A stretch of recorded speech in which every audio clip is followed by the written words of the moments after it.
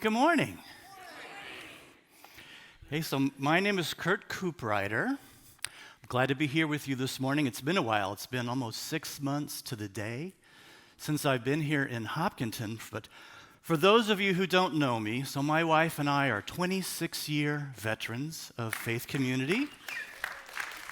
So, a little bit of trivia for those of you who maybe haven't been around quite as long. When my wife and I first started coming here, we were located in a different building, in a different part of town, with a different name. And if you don't know what I'm talking about, find someone that's more my age and ask them, what do I mean by that? Because that was quite a while when this church went through a lot of changes. And nowadays, I call Framingham, the Framingham campus of Faith Community, our primary home. And if you've never been to the Framingham campus, come pay us a visit sometime. I think you'll enjoy it, and we'd love to be able to see you there. But today what we're doing is we're continuing our series, which is called You'll Be Glad You Did, Timeless Advice for Troubled Times. And this is a series that's based loosely on materials from North Point Community Church in Atlanta, and I say loosely because if there's one thing I'm good at, it's kind of not always following instructions directly. But I think I kind of stayed within the spirit of the thing this morning. And if you've been here for the last few weeks and heard some of the talks on from this series, you'll know that it's kind of based on the premise that we've all, over time, really no matter what our age is, we've all had some times when we said, gee, we're really glad we did that, or we really wish that we hadn't done that. And what this series is about, it's about some timeless, very unoriginal, frankly, advice, not rules, but just advice to help us so that we don't wind up getting ourselves into situations that can really break us or break our hearts.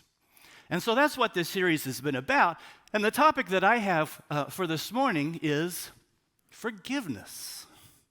And I have to tell you, when I first was asked to kind of speak and I heard that was a topic, my initial reaction was kind of like, oh, really? And the main reason is because a topic like this is a really tough one to speak about in church because, frankly, it feels very familiar to people.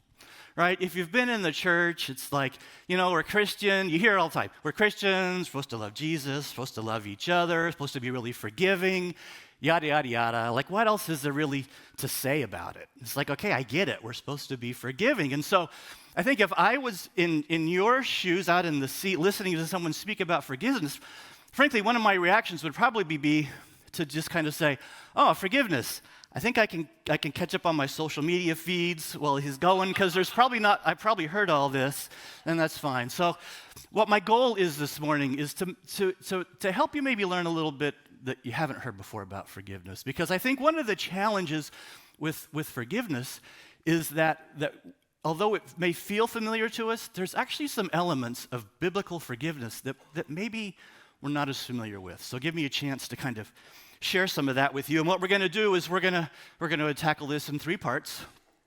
We're going to talk about what is forgiveness. We're going to talk about why should we practice it. And we're going to talk about how do we do it. Okay, those 3 things. So we'll start with number 1. What is forgiveness, right?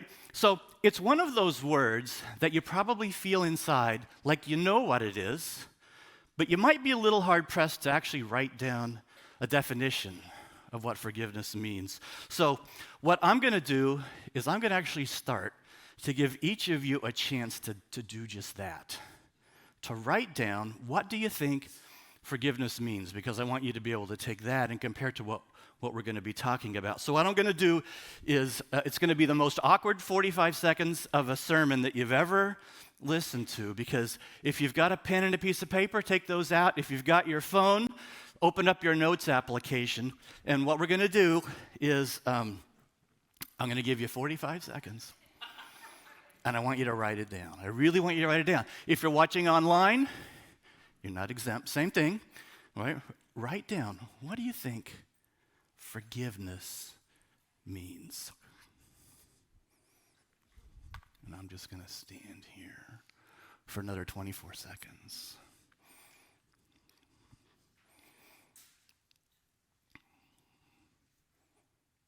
Feeling uncomfortable yet? Yeah, I kind of am.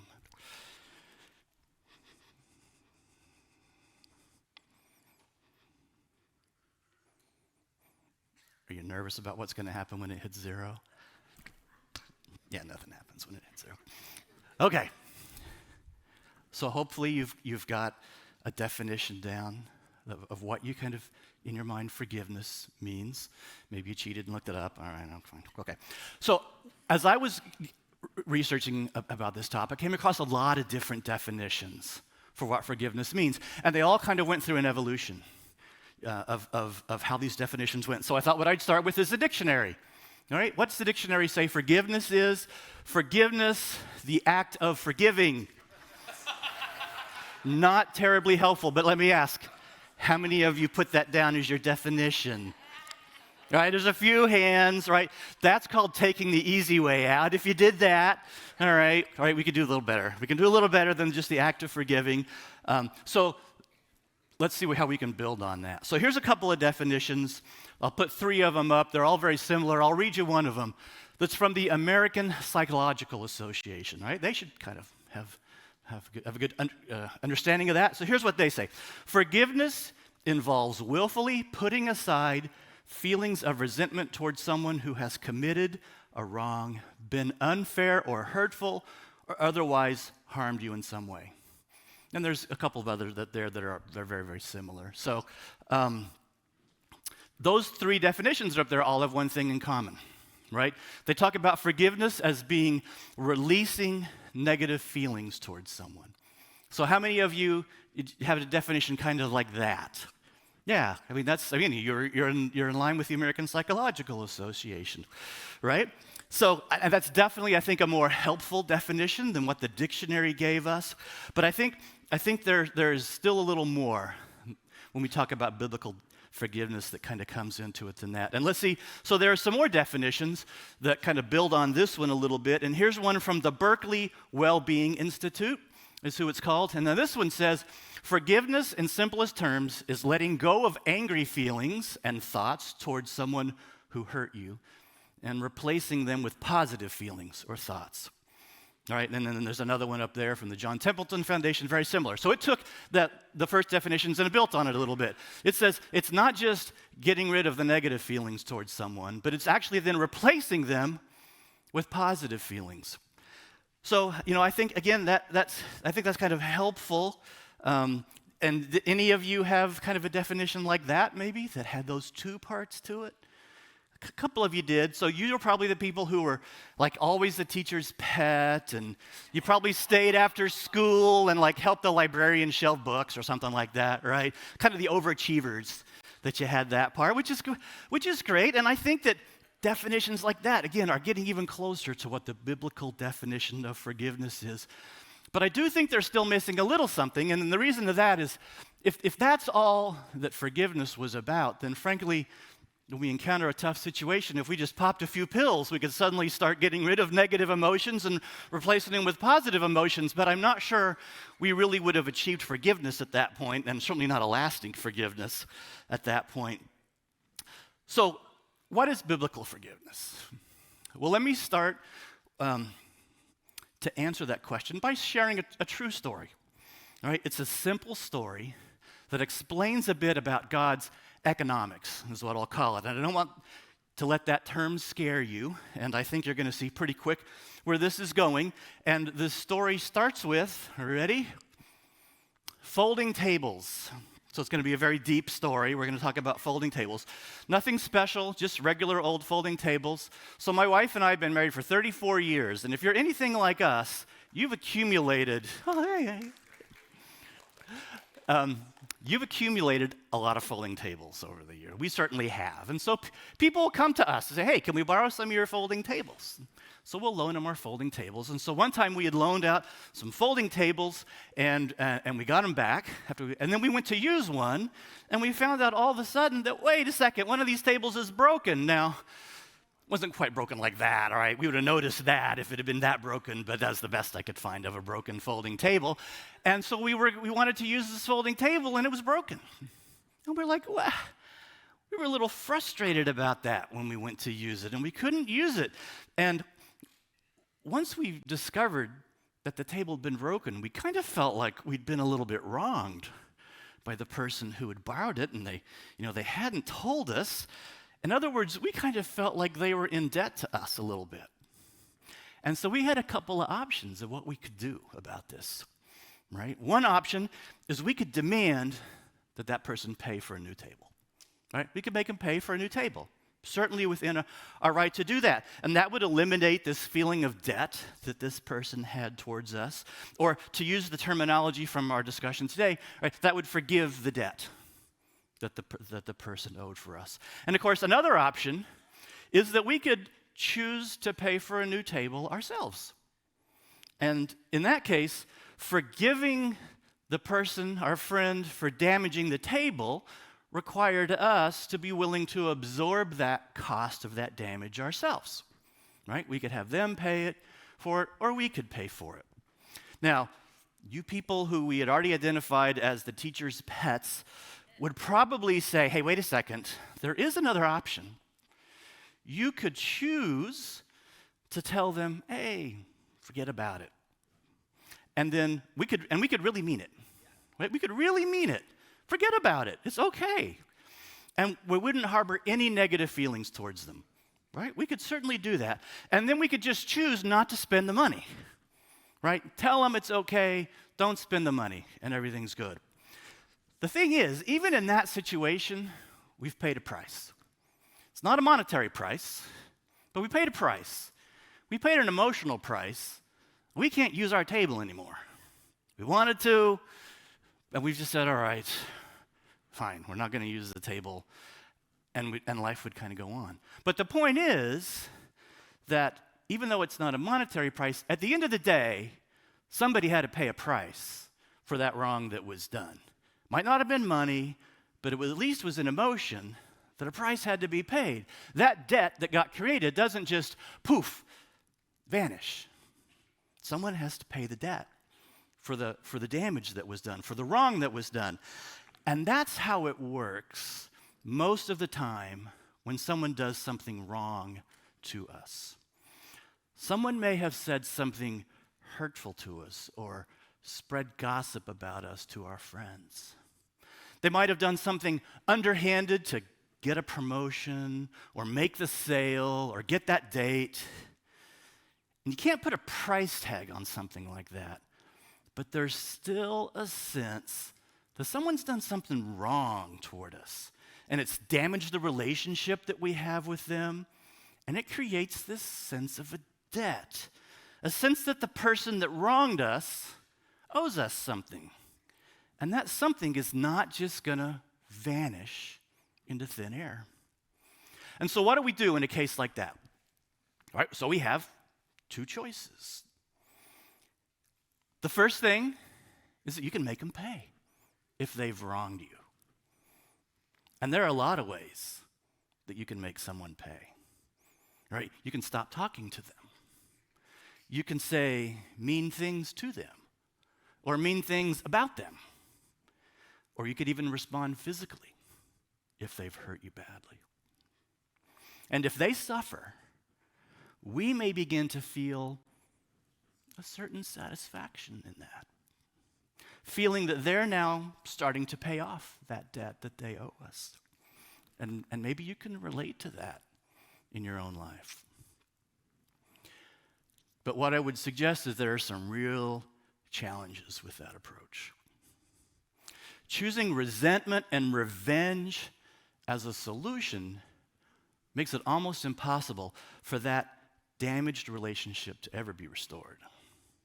And it likely will set off a cycle of retaliation and reaction that's just going to grow over time.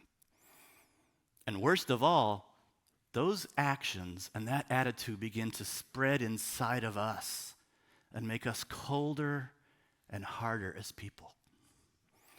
It was Nelson Mandela who famously said, resentment is like drinking poison and then hoping it will kill your enemies. I think there's a lot of truth to that. But fortunately, there's a second option. And you probably can guess what it is. We can make a difficult choice to forgive. All right? But that means more than getting rid of negative thoughts and emotions and just replacing them with positive emotions. And that gets to the first part of the definition of biblical forgiveness. And that is that it's making the conscious decision to release or cancel the debt that you're owed by someone else for what they have done to you. And then there's a ... We'll get to some more a little bit later. I should hate you for what you did, right? I should be angry at you. I should get revenge. But I'm not going to. If you were here at the beginning of the service, we sang through the Lord's Prayer.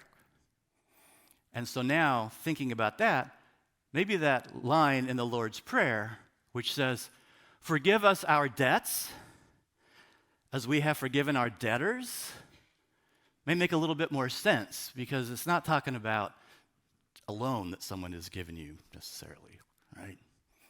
It's talking about that wrong that someone has done to us that's created this debt.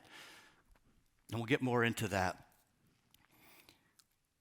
But there's more to the definition than just deciding to cancel the debt that someone owes us. Remember, there's a debt, so someone has to pay. And so choosing to freely forgive means that we're willing to pay the debt ourselves. But that is not easy. Making the conscious, difficult decision to not lash out and seek revenge when someone has hurt us is agony. It's so painful because first we had the pain of the original hurt that someone did to us. And now we're saying we're going to deny ourselves the satisfaction of inflicting that same on them. Instead, we're going to absorb that debt, taking the cost of it on ourselves instead of taking it out on the other person. And that really can hurt depending on what's been done. Pastor and author Timothy Keller describes it this way: forgiveness always comes at a cost to the one granting the forgiveness. To not retaliate is to absorb the cost. And that brings us to the second part of the definition of forgiveness. So the first part of the definition, right, making the conscious decision to release that debt from someone that has wronged you and choosing to pay that debt yourself. And there is a ... There's maybe a little bit more that we'll get to a little later. But we think we spent enough on question one of what is forgiveness, and I think that gives us the sense of it. So let's go to number two, which is, why should we practice forgiveness? Because we've just said it's really painful depending on what the situation is. So why would we want to do it if it's so painful? What is in it for us? Well, there's been a growing body of research into the personal benefits of forgiveness, even that basic replace negative feelings with positive feelings kind of forgiveness. And the Cal Berkeley Greater Good Science Center did actually a really good job of consolidating and compiling a lot of this research into a couple of findings about what are some of the benefits of forgiveness. And I had quite a long list. I'll just highlight a few of them. For example, one of them is that it makes us happy. Research has shown that happy people are more willing to forgive, but also that when we forgive, it actually can make us happier, especially when we are forgiving someone that we are particularly close to. Another advantage, another benefit of forgiveness is it protects our mental health. People who receive therapy designed to foster forgiveness experience greater improvements in depression, anxiety, and hope than people who don't. And studies have also shown that it can improve our physical health when we're more forgiving. When we dwell on grudges, our blood pressure and our heart rate spike, which are signs of stress, which can really damage our body. But when we forgive, those stress levels drop. And people who are more forgiving are protected from the negative health effects of stress. And like I said, there's a number of other benefits that are listed in all of this research. Although one thing that you're not going to find in that list is a benefit that comes from what biblical forgiveness can bring to us. It can bring us all these things, but as byproducts. And what you'll find is that the primary benefit of forgiveness, and what should be our primary motive for forgiveness, is that it brings honor to God. And let me explain a little. You see, we all stand before God under similar circumstances than what I've been describing, except the roles are reversed. We stand before God having damaged our relationship with Him by the wrongs that we have committed towards God. God could have chosen to make us pay for those wrongs. But instead, He has chosen to forgive that debt that we owe Him. As Christians, we say that Jesus died for our sins. Have you ever wondered, why did Jesus have to die for our sins? It seems so barbaric and uncivilized when you think about it, that's what our faith is based on. It seems like something that ancient civilizations would do to soothe their angry gods. But when God chose to forgive us, rather than punish us for all the ways that we've wronged Him, He was absorbing the debt by going to the cross in the person of Jesus Christ and dying there. On the cross, we see God doing visibly and cosmically what every human being must do to forgive someone, although just on an infinitely greater scale. There's a verse in the book of Romans that summarizes this very well. Romans 5:8 says, God demonstrates His own love for us in this: while we're still sinners, Christ died for us. Why did He have to die? Why couldn't God just forgive us without Jesus going to the cross? I hope this kind of gives you a little taste of that answer. There was a debt to be paid, and God Himself paid it. There was a penalty to be borne, and God Himself bore it. It was the only way for God to truly offer us forgiveness, and the only way that our relationship with God could be restored fully into eternity. Because forgiveness does something that's almost magical in a way. It opens up the door for restoring the relationship with the other person that has been broken because of the wrong that was done. Revenge can't do that, but forgiveness can do that. There's a verse in Ephesians that summarizes it really well. Ephesians 1:7 says, "In Him we have redemption through His blood, the forgiveness of sins in accordance with the riches of God's grace." That's why it's so honoring to God when we take the bold step of extending forgiveness to someone else. All right, so we've looked at the first two questions. What is forgiveness? Why should we do it? Third question, how do we do it? How do we extend forgiveness? How do we get over that hurdle when we're angry with someone, when we've been hurt significantly by someone, and we just don't feel like being forgiving? Well, remember our definition of forgiveness. It starts with a decision, deciding to release the debt that someone owes us. Timothy Keller says it this way: forgiveness is granted before it's felt.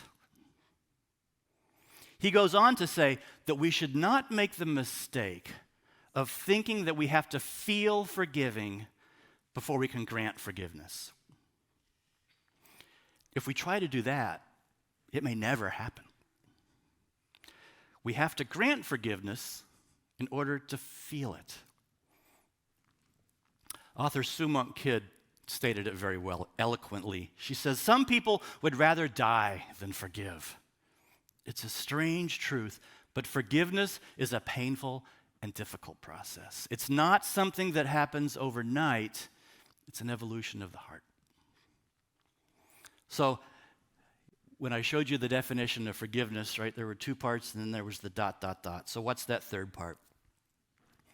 These were those first two parts: making the decision to release the debt, choosing to pay the debt yourself, and then allowing God to bring your emotions and your behaviors into alignment with those decisions. It's not easy, but with God's grace it comes. And as we make the decision to extend forgiveness to someone, even when we don't feel like extending that forgiveness, we'll find that the anger and the hurt will slowly begin to subside. We're not giving it any fuel, and so it burns lower and lower. It has to be granted before it can be felt, but the feelings will come. And it's the only way that you're ever going to stop that cycle of pain and suffering. Now, as we begin to wrap up, let me make it clear that extending forgiveness is not excusing what may have been done to you, that you should blindly begin to just trust someone that may have hurt you. Nothing could be further from the truth. Author William Paul Young said it well: "Forgiveness in no way requires that you trust the one that you're forgiving." And you may be in circumstances and situations like that. It's also not saying that the wrongdoer should not be brought to justice. Forgiveness is not the opposite of seeking justice. It's a precondition often to seeking justice. Because if you don't internally forgive first, then when you go out to seek justice, you will be more likely to be out for vengeance instead, which is always excessive. To forgive is to reject vengeance or payback for the wrong, but it's not to act as if the wrong never happened. In 2015, Dylan Roof entered Emmanuel African Methodist Episcopal Church in Charleston, South Carolina, and shot 9 church members to death in a Bible study. In Dylan's first day in court, the New York Times reported that Nadine Collier, whose mother was one of the victims, stood and said to Dylan, "I forgive you." And then she was joined by Alana Simmons, the granddaughter of another victim, who said, "We are here to combat hate-filled actions with love-filled actions. That is what we want to get out to the world." So how could they extend forgiveness at such a time? Said Jamia Gadsden, "We have been taught forgiveness." The families had not consulted on a course of action before the court hearing. In fact, they had scarcely exchanged words. The last time many of them had seen each other was the night of that shooting. But they spoke individually from the heart. And it was reported in the article, it was if the Bible study had never ended, as one after another victims' family members offered lessons in forgiveness, testaments to a faith that is not compromised by violence or grief. They urged him to repent, confess his sins, and turn to God. But the article went on to observe that this was not to say that the families of the victims did not feel moments of rage and heartbreak. Nor should their forgiveness be mistaken for acceptance. "Are we hurting?" "Yes," said Leon Alston, a steward at Emmanuel. "Do we want justice done?" "Yes." "Do we want hatred to stop?" "Yes." "Do we want him to pay for his crime?" "Yes." So how are you doing in the area of forgiveness? Are there people or organizations or companies that have wronged you and you haven't been able to extend them forgiveness? Let me encourage you to make the decision to extend them forgiveness, even if nothing about them has changed. And then let me ask you to make 3 commitments of things to not do. Do not constantly bring up the offense to the wrongdoer, just to browbeat or to punish him. Do not constantly bring up the offense to other people to hurt the wrongdoer's reputation and relationship with others. And do not constantly bring up the offense to yourself, just to keep that feeling of anger hot, to replay the video of it in your mind, to cherish the feeling of virtue that comes from having been treated unjustly. By doing so, you will be allowing God's space to work inside of you and begin to transform your emotions and your behaviors from the inside out. Amen. Thank you this morning.